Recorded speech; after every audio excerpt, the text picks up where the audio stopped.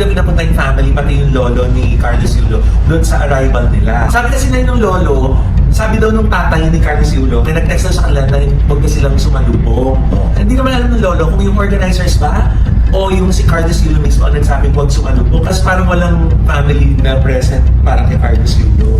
Yun nga napag-alaman natin no, na yung pamilya ni Carlos Yulo ay hindi napahintulutan o hindi pinahintulutan na makapunta doon sa pagsalubong kay Carlos. At tanong na rin natin dito kung gaano katotoo na si Carlos ang nag-request, no?